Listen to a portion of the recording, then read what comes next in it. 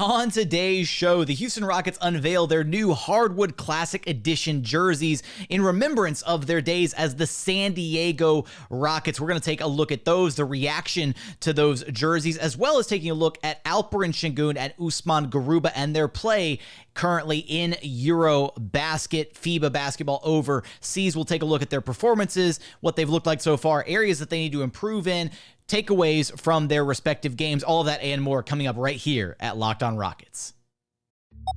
This is Mission Control, Houston. Ignition sequence start. The Houston Rockets select Jalen Green and Jabari Smith Jr.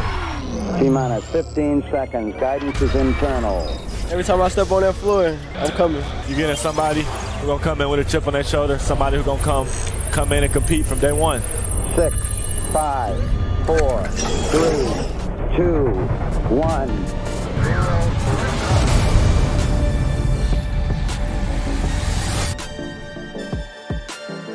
What's up, and welcome to another edition of Locked On Rockets, your daily podcast home for everything Houston Rockets basketball. As always, I'm your host, Jackson Gatlin, native Houstonian, a credentialed media member. I'm also the host of Locked On NBA Mondays, host of the State of the Rockets podcast, as well as the founder of ClutchCityControlRoom.com. Be sure to follow along on Twitter at JT Gatlin, and the show, of course, at Locked On Rockets. We are free and available on all podcast platforms: Apple, Spotify, Google, the Odyssey app. Wherever you get your podcasts, you can listen to this podcast. We're also on YouTube. Go check us out on YouTube. Search Locked On Rockets. Be sure to like, comment, and subscribe. Now, today's episode is brought to you by BetOnline. BetOnline has you covered with more odds, props, and lines than ever before. BetOnline, it's where the game starts. Now, for today's episode, we're going to take a look at the brand new Hardwood Classic Edition jerseys that the Rockets have unveiled, paying homage to the San Diego era version of the Rockets before moving to Houston. We'll also take a look at the news that the Rockets are going to be retiring Elvin Hayes' number, when the retirement will take place, how that ties into the Hardwood Classic jerseys, all that good stuff, as well as taking a look at Alperen Sengun and Usman Garuba, their play overseas in EuroBasket, the FIBA basketball play overseas. We'll take a look at what they've done so far, how they've stood out, takeaways from their play overseas. So let's start with the announcement that the Rockets have rolled out their Hardwood Classic Edition jerseys, the San Diego Rockets jerseys, for this upcoming season. Let's take a look at those. If you're watching on YouTube right now, you can take a look at what those jerseys look like with the green and the yellow and the white, the fifth jersey that the Houston Rockets will use this season. So they will still be using the black, the red, and the white from this past season. So the black with the checkers kind of on the side, as well as the red and black, the red and white, kind of the regular jerseys. I forget which ones are icon and classic, and there's too many different names for it, right? The home and away and the black alternates. That's what they got. Then they're also bringing back the mixtape jerseys, the blue and pinstripe that they used last season, having elements from the early 2000s, the 90s team, the current logo, all that stuff. They're bringing those jerseys back, which I absolutely adore. I love those jerseys. So I'm glad that they're bringing those back. And in addition to those four, they will also have the classic hardwood jerseys, the Hardwood Classic, I should say, jerseys available, which are going to be inspired by the San Diego era Rockets. Again, Calvin Murphy, Elvin Hayes, that era of Houston Rockets basketball. Rudy T rocking a little bit of the San Diego era Houston Rockets jerseys. So it'll be great to see those on the floor this next season. I like the jerseys. I like the change of pace. I like that it's something different and out of the norm. That's also why I loved the jerseys from last season. A nice mix-up, kind of, paying homage to all the different eras of Rockets basketball, the eras that, are really near and dear to a lot of Rockets fans' hearts. Appreciated those jerseys. It's also why I really liked the baby blue jerseys from 2 seasons ago, right? It's something, out of the box, something, that isn't super, conforming to the normalcy of what we've seen as far as Rockets jerseys colors go, right? We're accustomed to a lot of, reds and blacks and whites and even grays to a certain extent. We've also used the ketchup and mustard before. So it's really cool to see this team kind of lean into another identity for their jerseys this season. What I hope doesn't happen, right, is that these jerseys get, associated with losing to a high degree, right? That's what happened to the blue jerseys a couple seasons ago. Is the Rockets had one of their worst records in franchise history, and they lost 20 straight games. It was a bad taste. That season left a bad taste in everybody's mouths. And those blue jerseys kind of became synonymous with losing. And I hope that doesn't happen again, because those blue jerseys got, completely worn to shreds, if you will. They had the special court, the baby blue court, all of that. There is no special court associated with these jerseys. They'll keep the special court from last season for the mixtape jerseys. So whenever they wear the mixtape jerseys at home, they will use the special court as well. So there isn't a special court to be rolled out with these jerseys. Which isn't to say it's not that they can't be appreciated. They are still very exciting. Now, the Rockets will be using these jerseys. They will roll them out. Let me double check my date here. Friday, November 18th against Indiana, which will subsequently also be the night that they retire Elvin Hayes' 44. The 44 will be raised up to the rafters inside Toyota Center, honoring Rockets legend, NBA legend, basketball legend, Elvin Hayes, finally having his jersey number retired by the Houston Rockets. The second organization to retire his number, because the Washington Wizards also retired his number as well. He will be the 7th player in Rockets franchise history to have his jersey number retired, alongside, make sure I got all my other stars here. Where are we at? Clyde Drexler, Moses Malone, Calvin Murphy, Hakeem Olajuwon, Rudy T, and Yao Ming. I should know all those guys off the top of my head, but I wanted to make sure that I didn't miss anybody, leave anybody off the list. Also, former Rocket general manager Carroll Dawson did not have a number retired, but he has his initials up in the rafters of Toyota Center as well. So it's just, a really cool setup for the Houston Rockets. I like the San Diego theme. I like that it's something outside of the box. I appreciate the creativeness that kind of went into this. Again, the throwback. They look good on Jalen Green right now, right? The 4 looks clean.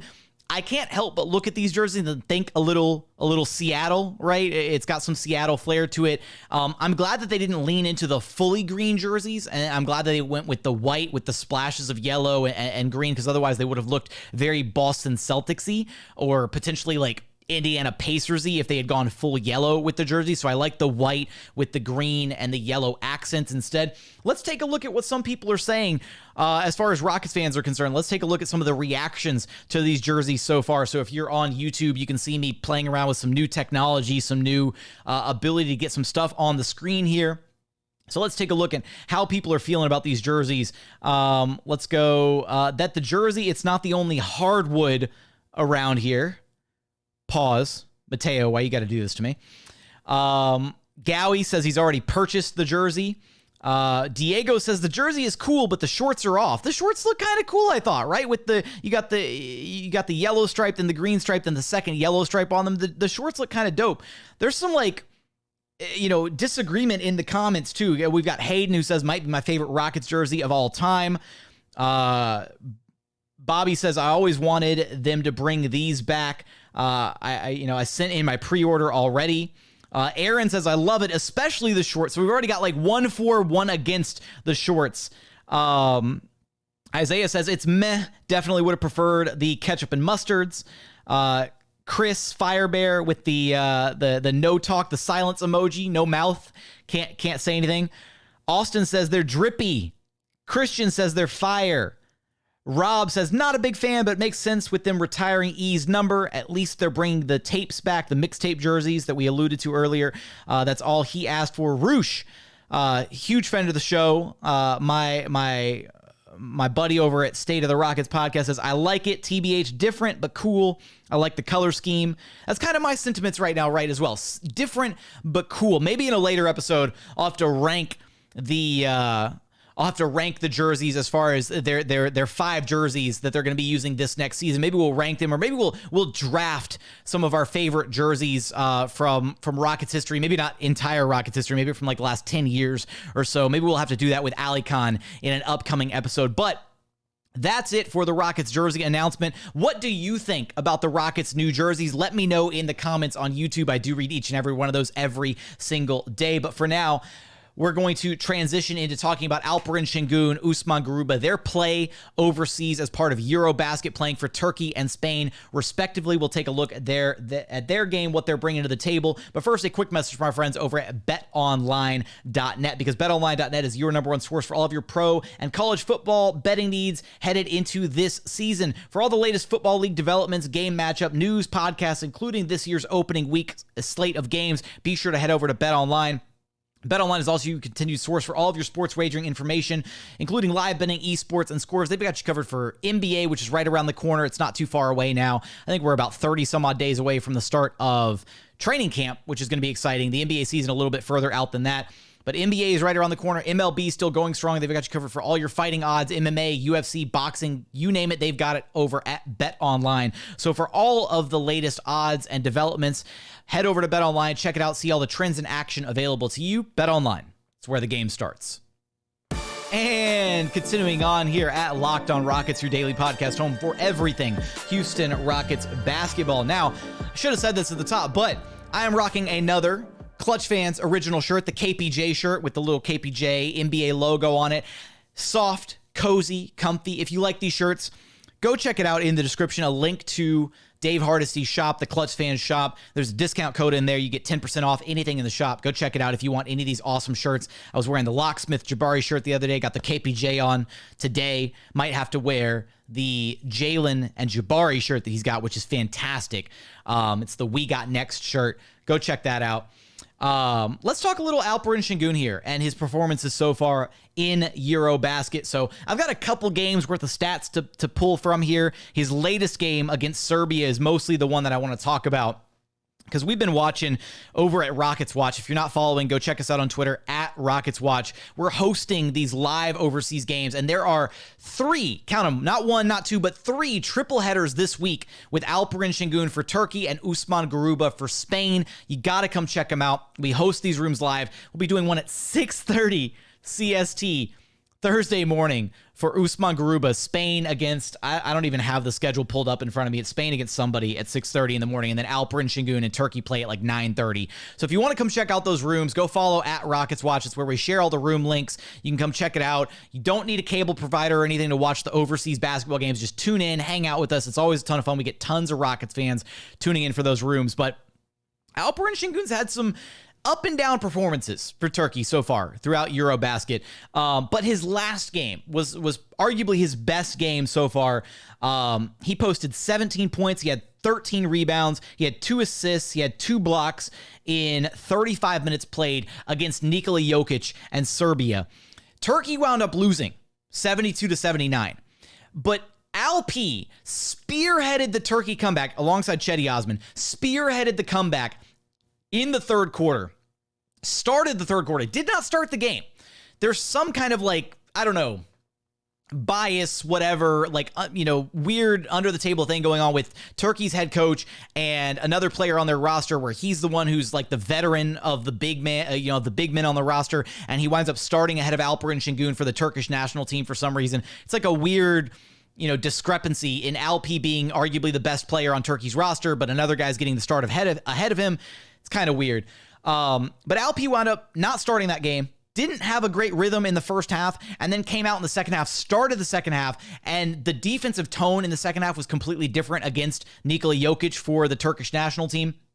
And Alp looked fantastic in that third quarter, really taking it to Jokic on a handful of occasions. What looked good against him defensively, the defensive scheme was a lot better. And it's just been a breath of fresh air. It's been a ton of fun to watch Alp kind of play overseas basketball. The physicality in EuroBasket is just completely different than it is at the NBA level. Like the way that defenses get away with so much more, a lot more grabbing, a lot more physicality being had defensively overseas. And then for Alp specifically for his game, in this one, it was nice to see him really kind of, he got upset a few times and, upset with the refereeing. And then the way Turkey plays basketball, their guard play is without trashing Turkey completely, their guard play is almost non-existent. Like it's really rough to watch them. They don't have anybody that can get LP the basketball consistently. And that's where I do think that the way that the Rockets play and the way that the NBA game is played compared to the way that it's played overseas, it feels like a lot of times the spacing is just atrocious, right? There's no 3-second rule overseas, so big men are able to just camp out in the paint. The spacing feels just awful at times for Turkey, and they really at times can't get LP the basketball in places for him to be effective. So when you kind of take some of that and come back to what he's going to be able to do with the Rockets this upcoming season, when he does get the basketball, when he gets the basketball in the post, he's able to generate good looks, right? He's able to generate opportunities where he forces the double team. The other team has to send a second body at him. Otherwise, he gets easy buckets, right? It's just absurd how effective the offense flow, or how effectively, I should say, the offense flows through Alperen Sengun when he gets the ball down low and is able to do something with it. Now, with the Turkish team, he's not getting a lot of those opportunities. He's having to really create opportunities out of nothing, it feels like at times, kind of driving in from the perimeter. He had one drive on Jokic where he kind of Euro-stepped Jokic in transition. Like he got the basketball, drove it up in transition, hesied for a second, and then it was sort of a Euro-step. He didn't quite get past Jokic. He more so like Euro-stepped into Jokic, but finished through the contact and at the rim.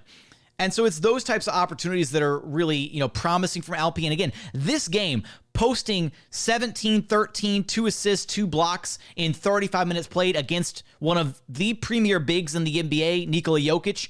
Again, the 2-time reigning MVP. That's promising to see Alperen Sengun really go toe-to-toe with him and drag Turkey back. They were trailing by as many as 21 in this game. So to drag Turkey back into this game, not quite single-handedly. He had some help, right? Furkan Korkmaz had some, he had some nice shots. Jae'Sean Osman had some nice shots. So it wasn't quite a collaborative effort. Jae'Sean Osman kind of sold in the final minute or two of that game, and Serbia was able to pull away and wound up, icing the game, unfortunately. But to come back, tie it up 71, 72 all after being down by as many as 21 because of that second half push. And again, the defense on Nikola Jokic to start the second half, as well as down the stretch of that game. Jokic was iced for so much of that second half. He kind of came back in, didn't really have a flow or a feel for it. And this is the biggest takeaway. Alperen Sengun played the entire second half of that game. So for any Rockets fans that have any reservations still about his stamina, his endurance, or as any concerns as far as the coaching staff being able to play him, 30 plus, 35 plus minutes a night, LP played the entire second half of this game. And yeah, he started to look a little winded there at the end. Like he started to look like he needed a breather. But he was on the court. He did not check out of that second half. And that was impressive to see. For him to finish with this type of a stat line, for him to put up the numbers that he did in the third quarter and stick with it all the way through the final buzzer of the game without checking out. He only got breathers during timeouts, during the break between the third and fourth quarter, all of that. That's all the rest that he got. That's a huge takeaway for Alperen Sengun, the fact that physically he was able to keep up his level of play. I still wish that he would have gotten a rest, right? Like a minute or two breather at the top of the fourth quarter so that he maybe could have been a little bit more effective down the line of this game, because they did kind of get away from utilizing LP offensively, especially like going to him offensively. So that's, a little bit of a double-edged sword, but it was still nice to see him match the physicality, the tone of the game, and match the demand of his coach, right? Hey, can you play the whole second half? And LP's like, say less, I got you. That's encouraging to see from his play from this game. Coming up, I do want to talk about Usman Garuba, his play for Spain, some of the things that you have to really be watching for that don't necessarily show up in the box score that he provides when he's on the basketball floor, things that we've noticed from him playing overseas, as well as what we've seen out of some of the rewatches that we've done of his games from this past Rocket season. We're going to get there in just one moment. And final segment here at Locked On Rockets, your daily podcast home for everything Houston Rockets basketball. We are free and available wherever you get your podcasts. Everywhere, Apple, Spotify, Google, Odyssey. We're also on YouTube. Go to YouTube, search the show, Locked On Rockets, comment on the show. For the house, for the team, for the algorithm. Usman Garuba has been playing pretty impressive basketball for Spain. And the problem is it doesn't translate to the box score. Like if you just go look up Usman Garuba's box score for Spain, you're not going to be super impressed. Like I can go look up his box score right now for the most recent game that Spain played against Holland. And he had 10 points, 6 rebounds.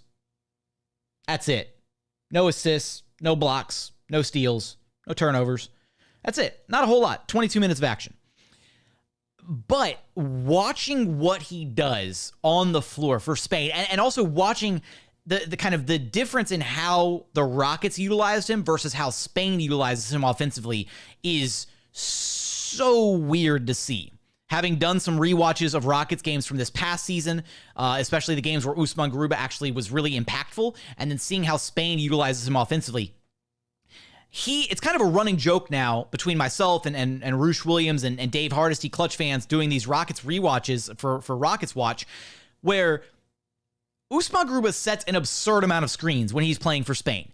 Like, we started talking about his screens per 36 or his screening, his true screening percentage as joking stats. But for real, when you watch him play, he'll set a screen, roll, set, screen, roll, screen, roll, screen, roll. It's just, there was one possession for Spain where Garuba, I kid you not, set 5 screens within the span of 10 seconds, both on-ball screens and off-ball screens. And that's what he does. He just screens and then he rolls. He screens, he gets out of the way. And these are quality screens where he's freeing up the ball handler and creating solid offensive possessions for his team by setting these screens. Or at times, he'll set the screen and then he'll get the pass in the short roll.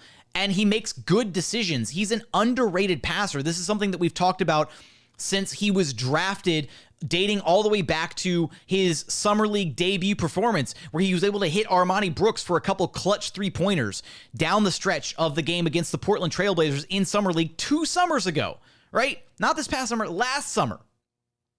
Usman Garuba's effectiveness as a big doesn't necessarily translate to the box score, right? There's going to be some games where he does rack up a ton of rebounds, or he maybe gets some blocks, or he's able to facilitate the ball out, to some open shooters and get some assists. But he does so many little things that help a basketball team win games. The screening is huge. The ability to defend is huge. The length to alter certain shots and be a deterrent defensively on switches, on the interior, right? He can guard out on the perimeter. He can guard at the rim. And so, having watched a lot more of Usman Garuba as of late, I'm a little bit higher on what he's going to be able to bring to this Rockets team. Health permitting, fingers crossed, cross whatever you got to cross, your arms, your fingers, your legs, your toes, whatever, right? If Usman Garuba is healthy, he should very easily be able to be a quality 15 to 20 minute a night backup to do the dirty work, right? Brings his hard hat and lunch pail to work every day type of guy, where he's going to come in, do the dirty work, get the rebounds nobody wants to get, hustle for loose balls, play tough-nosed defense, and the best part is, he doesn't require anything offensively. You don't have to get him his shots offensively. He knows his role, right? His role is very much set screens, roll, get out of the way. Now, the one area that he doesn't have, right, is he doesn't have a roll game. He's not going to be a finisher in the pick and roll. He's going to be somebody that you can get the ball to on the short roll, and then he'll make a decision to kick it out to the next open man, right? To kind of keep the defense moving. But right now, Usman Garuba does not have a game that he can finish in and around the rim with. That's the part of his game that, hopefully develops over time. But the way that Spain uses him as a primary screener and then somebody who just gets out of the way offensively, or again, in the short roll, kicking the pass out to the next open man and then screening again, is so different from how the Rockets used him last season. There were a lot of times last season where in the minutes that Usman Garuba did get to end the season, he was sharing the floor a lot of times with a KJ Martin type. And when that was happening, the Rockets were opting to use KJ Martin as the primary screener because KJ actually provides you a decent rolling threat to the rim, right? KJ can screen and then roll hard to the rim, and he is a vertical floor spacer. You can lob the ball up to him at the rim, you can get it to him on the bounce, and he can elevate and finish at the rim, be it, a high-flying dunk, or if he's just elevating and finishing as a layup or a little kind of teardrop floater type thing that he's got. Whatever. KJ can finish around the rim. Usman Garuba cannot. What I'm hoping to see this next season is that there will be minutes where Uzi is on the floor without another non-shooter or without somebody else who's going to take kind of who's going to be the primary screener, because then he'll be involved in a lot of the actions rather than being stationed off in the corner. Because that's what kind of upon rewatch, that's what happened a lot with Uzi, is he was stuck in the corner as like a corner three-point shooter, but defenses still weren't honoring him as a corner three-point shooter. So the spacing was all kinds of screwed up for the Rockets.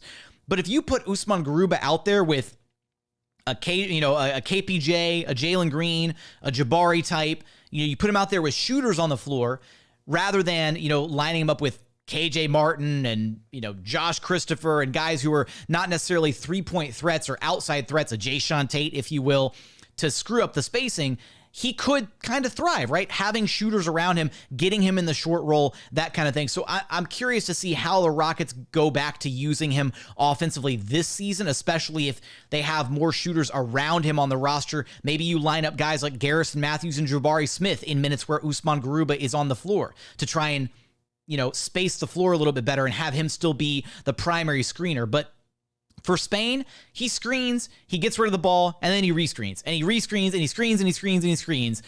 I made up my new favorite made up stat is potential screen assists, right? Potential assists are a thing.